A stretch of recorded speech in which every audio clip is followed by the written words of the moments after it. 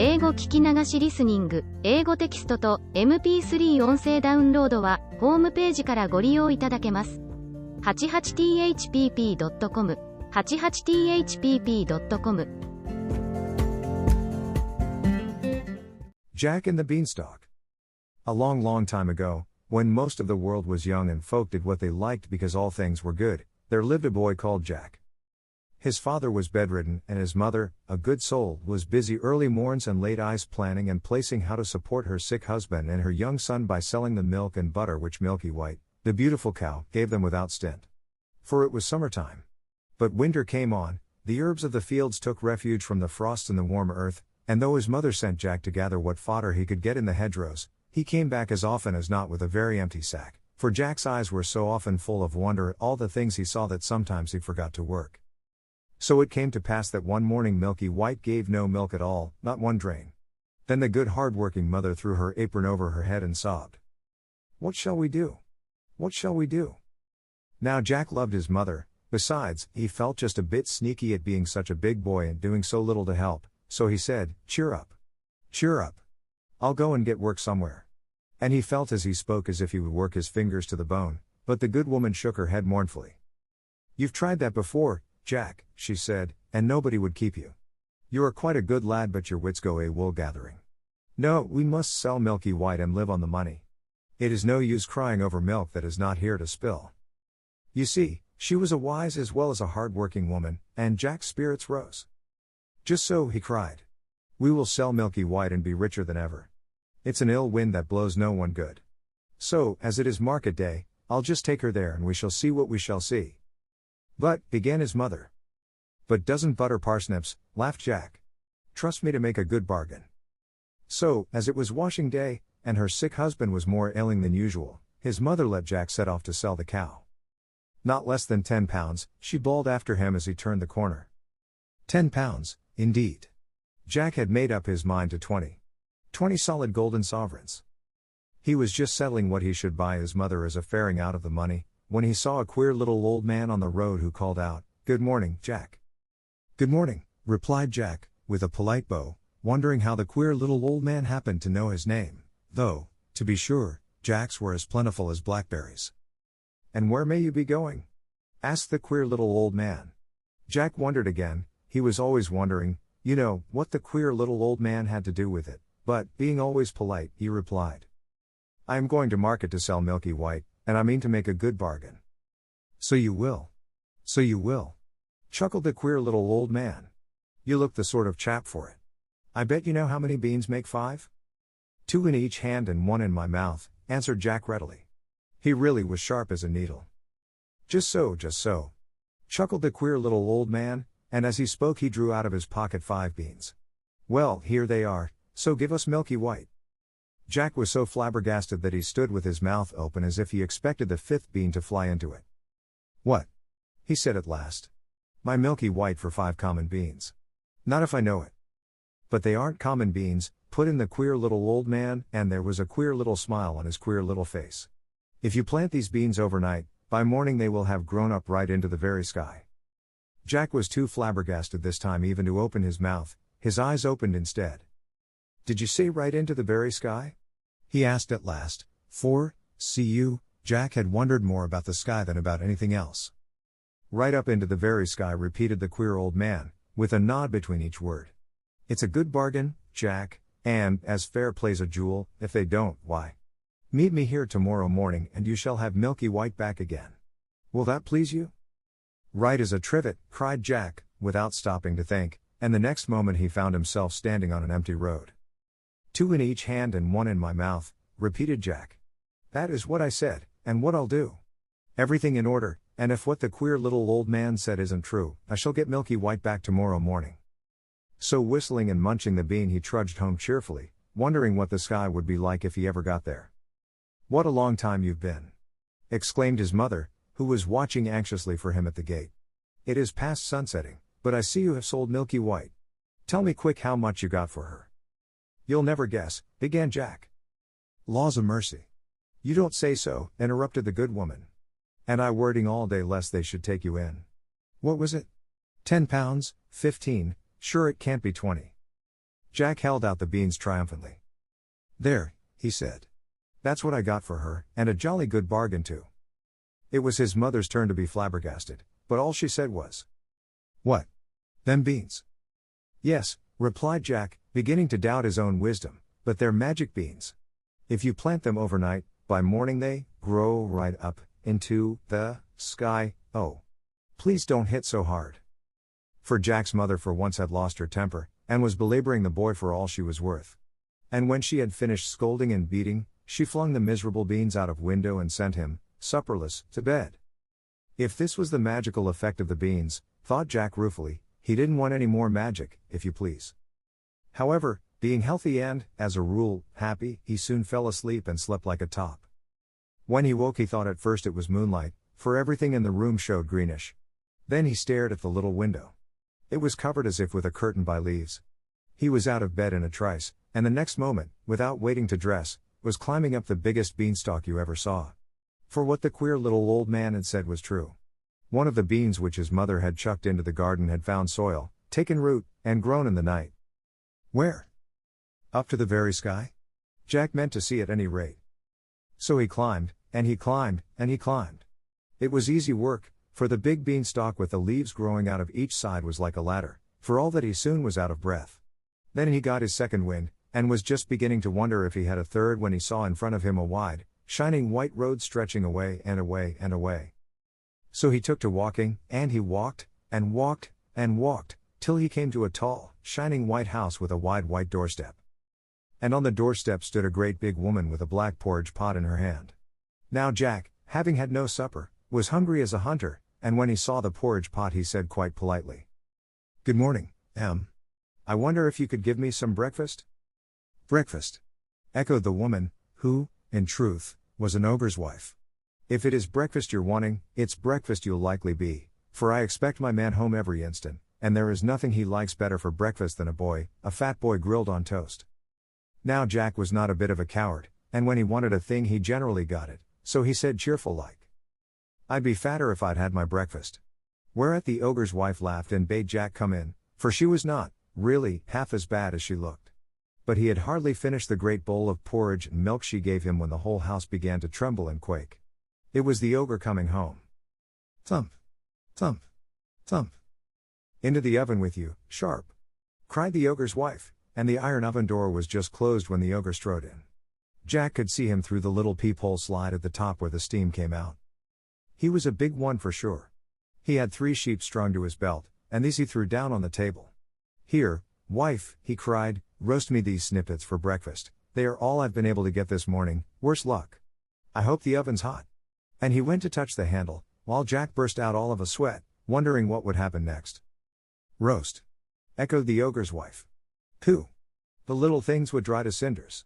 Better boil them." So she set to work to boil them, but the ogre began sniffing about the room. "They don't smell, mutton meat," he growled. Then he frowned horribly and began the real ogre's rhyme.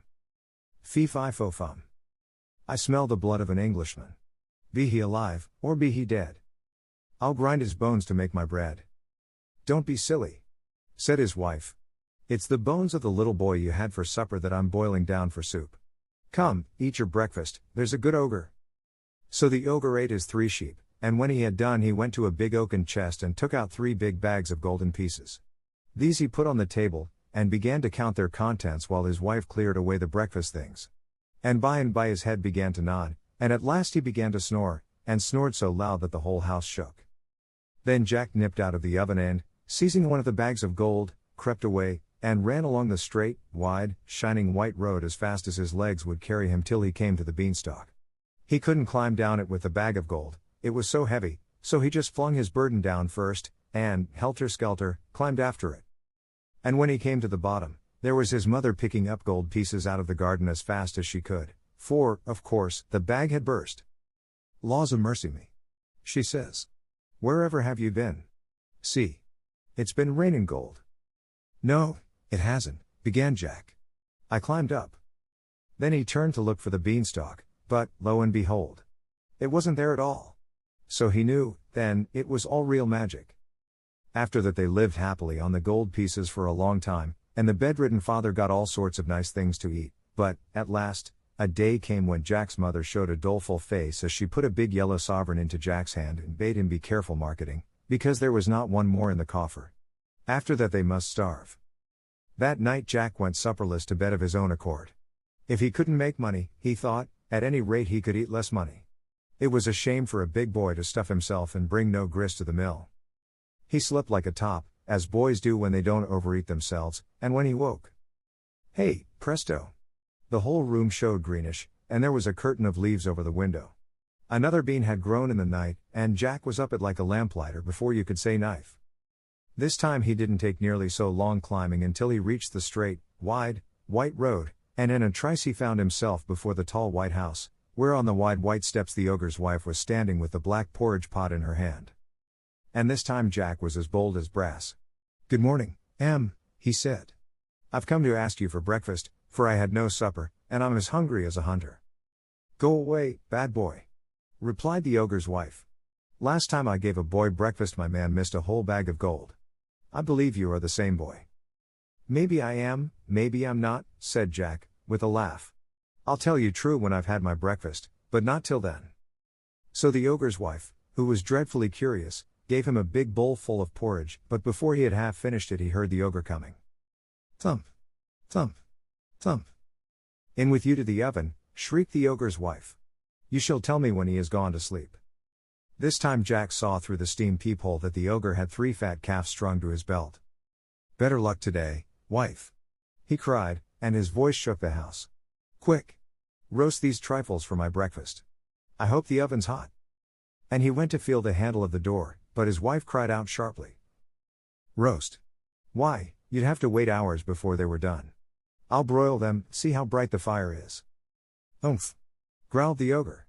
And then he began sniffing and calling out. "Fee-fi-fo-fum. I smell the blood of an Englishman. Be he alive, or be he dead. I'll grind his bones to make my bread." "Twaddle," said the ogre's wife. "It's only the bones of the boy you had last week that I've put into the pig bucket." "Umph," said the ogre harshly, but he ate the broiled calves, and then he said to his wife, "Bring me my hen that lays the magic eggs. I want to see gold." So the ogre's wife brought him a great big black hen with a shiny red comb. She plumped it down on the table and took away the breakfast things. Then the ogre said to the hen, "Lay." And it promptly laid, what do you think? A beautiful, shiny, yellow, golden egg. "None so dusty, henny penny," laughed the ogre. "I shan't have to beg as long as I've got you." Then he said, "Lay." Once more, and, lo and behold, there was another beautiful, shiny, yellow, golden egg. Jack could hardly believe his eyes, and made up his mind that he would have that hen, come what might. So, when the ogre began to doze, he just out like a flash from the oven, seized the hen, and ran for his life. But, you see, he reckoned without his prize, for hens, you know, always cackle when they leave their nests after laying an egg, and this one set up such a scrawling that it woke the ogre. "Where's my hen?" he shouted, and his wife came rushing in, and they both rushed to the door, but Jack had got the better of them by a good start, and all they could see was a little figure right away down the wide white road, holding a big, scrawling, cackling, fluttering black hen by the legs. How Jack got down the beanstalk he never knew. It was all wings, and leaves, and feathers, and cacklings, but get down he did, and there was his mother wondering if the sky was going to fall. But the very moment Jack touched ground he called out, "Lay!" And the black hen ceased cackling and laid a great, big, shiny, yellow, golden egg. So everyone was satisfied, and from that moment everybody had everything that money could buy. For, whenever they wanted anything, they just said, "Lay." And the black hen provided them with gold. But Jack began to wonder if he couldn't find something else besides money in the sky. So one fine moonlight midsummer night he refused his supper, and before he went to bed stole out to the garden with a big watering can and watered the ground under his window, for, thought he, there must be 2 more beans somewhere, and perhaps it is too dry for them to grow. Then he slept like a top. And, lo and behold, when he woke, there was the green light shimmering through his room, and there he was in an instant on the beanstalk, climbing, climbing, climbing for all he was worth. But this time he knew better than to ask for his breakfast, for the ogre's wife would be sure to recognize him. So he just hid in some bushes beside the great white house, till he saw her in the scullery, and then he slipped out and hid himself in the copper, for he knew she would be sure to look in the oven first thing. And by he heard thump, thump, thump. And peeping through a crack in the copper lid, he could see the ogre stalk in with 3 huge oxen strung at his belt. But this time, no sooner had the ogre got into the house than he began shouting. Fee-fi-fo-fum. I smell the blood of an Englishman. Be he alive, or be he dead. I'll grind his bones to make my bread. For, see you, the copper lid didn't fit tight like the oven door, and ogres have noses like a dog's for scent. Well, I declare, so do I, exclaimed the ogre's wife. It will be that horrid boy who stole the bag of gold and the hen. If so, he's hid in the oven. But when she opened the door, lo and behold, Jack wasn't there. Only some joints of meat roasting and sizzling away. Then she laughed and said, You and me be fools for sure. Why, it's the boy you caught last night as I was getting ready for your breakfast. Yes, we be fools to take dead meat for live flesh. So eat your breakfast, there's a good ogre. But the ogre, though he enjoyed roast boy very much, wasn't satisfied, and every now and then he would burst out with fee-fi-fo-fum, and get up and search the cupboards, keeping Jack in a fever of fear lest he should think of the copper. But he didn't. And when he had finished his breakfast he called out to his wife, Bring me my magic harp. I want to be amused. So she brought out a little harp and put it on the table. And the ogre leant back in his chair and said lazily, Sing. And, lo and behold, the harp began to sing. If you want to know what it sang about? Why, it sang about everything. And it sang so beautifully that Jack forgot to be frightened, and the ogre forgot to think of fee-fi-fo-fum, and fell asleep and did not snore. Then Jack stole out of the copper like a mouse and crept hands and knees to the table, raised himself up ever so softly and laid hold of the magic harp, for he was determined to have it. But, no sooner had he touched it, than it cried out quite loud, Master! Master! So the ogre woke, saw Jack making off, and rushed after him. My goodness, it was a race. Jack was nimble, but the ogre's stride was twice as long. So, though Jack turned, and twisted, and doubled like a hare, yet at last, when he got to the beanstalk, the ogre was not a dozen yards behind him. There wasn't time to think, so Jack just flung himself onto the stalk and began to go down as fast as he could, while the harp kept calling, Master! Master! At the very top of its voice. He had only got down about a quarter of the way when there was the most awful lurch you can think of, and Jack nearly fell off the beanstalk. It was the ogre beginning to climb down, and his weight made the stalk sway like a tree in a storm. Then Jack knew it was life or death, and he climbed down faster and faster, and as he climbed he shouted, Mother! Mother! Bring an axe! Bring an axe!